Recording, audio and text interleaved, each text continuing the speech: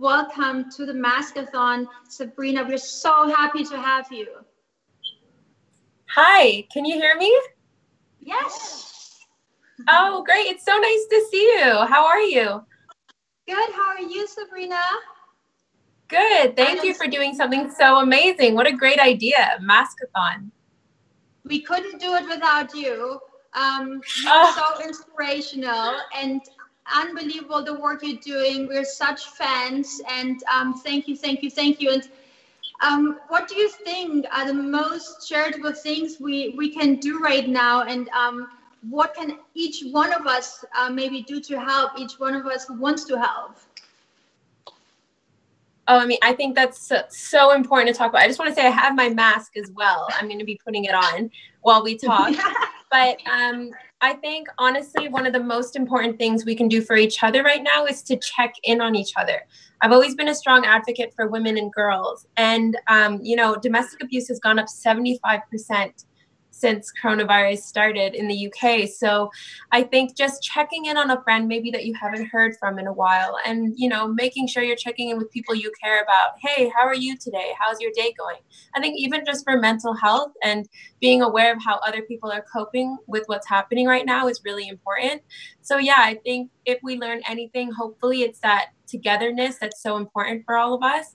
And I hope that we can take that beyond this pandemic and keep checking in with each other regularly. I mean, I'm sure you probably checked in with your family lots and your friends, and we're calling each other more, which is so great. This is such a great point. I think this is really important to really check on family members, but also on friends. And I know of so many people who connected with very old friends they haven't talked to forever. And this is something very beautiful happening during this time, that really the togetherness and people you normally wouldn't have time to connect with, all of a sudden you find some time. And I see this for myself. I connect with old friends. It's something I really also value a lot. And another topic you just said, you know, since schools are not on, and it's so hard for also mothers to homeschool kids and taking care of the children 24/7. Yeah, I think it's really challenging for families as well. And I think it's really tough for also the kids to not be with their friends. Yeah, I really think that this is a really issue here right now. I agree. Yeah. And I think also just being aware of what happens after this is over, because, you know, ironically, me and Idris were in Sierra Leone before this pandemic hit to look at the effects of the Ebola crisis there. And actually what we noticed was that more people suffered from the economic fallout of the disease than the actual disease itself.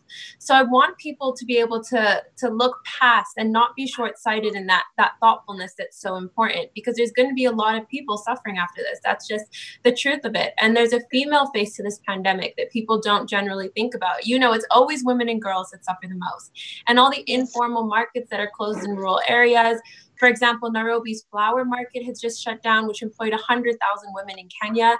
Those women have lost their jobs overnight. And it's women who always think about how they're going to bring things home to their family and provide for the children when they do have jobs, especially in those rural areas. So I really hope that people can kind of take that thoughtfulness that we're checking in on each other past this and urge our governments and the private sector to kind of help allocate funds that aren't short-sighted in that way, to be able to not just do a humanitarian response right now, but eventually down the road be able to put funds towards things like agriculture, which me and Idris support, because agriculture has been shown to be really effective against poverty.